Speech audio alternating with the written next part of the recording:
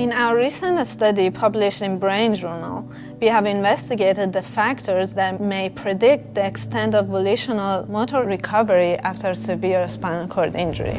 20 individuals diagnosed with motor complete spinal cord injury have participated in this study.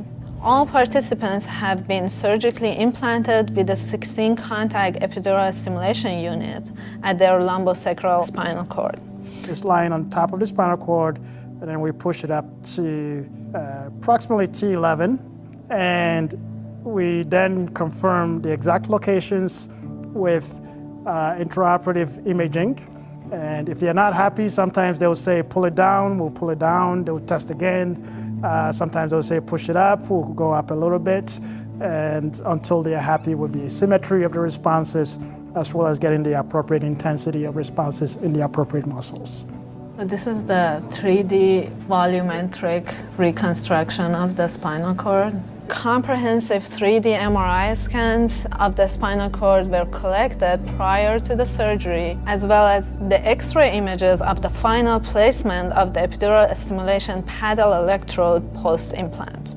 All 20 participants were able to move at least one of their joints with the epidural stimulation and prior to any activity-based training. 6 years ago, I was going to be a senior in high school, and I had a car accident, broke C6 and C7, were a burst fracture, and I'm level C6, C7, Asia A.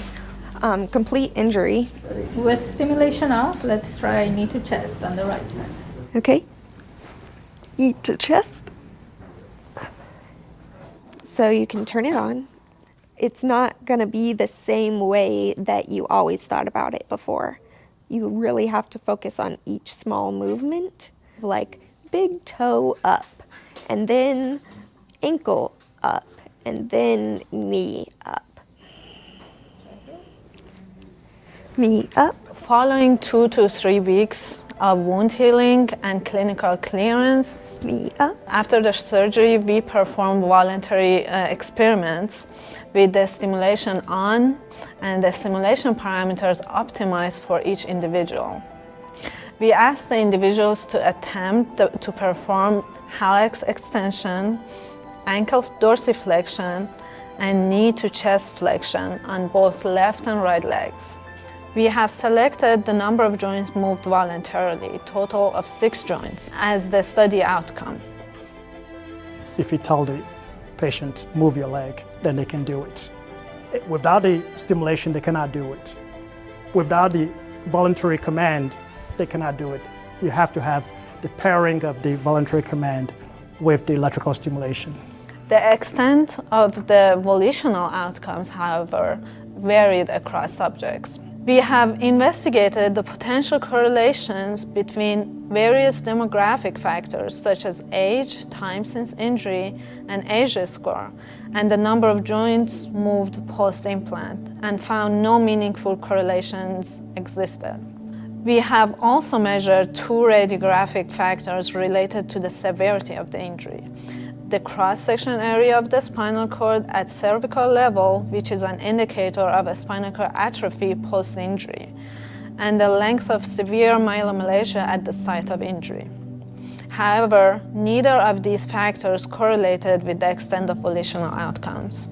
Finally, by integrating the X-ray images and MRI scans and building volumetric reconstruction of the spinal cord at lumbosacral enlargement, we estimated the percentage of lumbosacral volume coverage by the paddle electrode for each participant. We found there is a moderate positive correlation, which is statistically significant, between this factor and the number of joints moved post-implant. Therefore, in this study, we found that the amount of coverage of the spinal cord at lumbosacral enlargement was the only factor that correlated with the extent of volitional outcomes.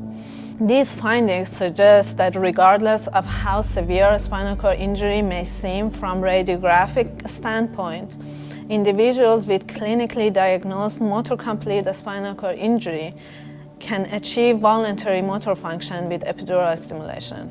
During that first mapping session where they asked me, I was so nervous about like, what if it doesn't work? Like, oh no.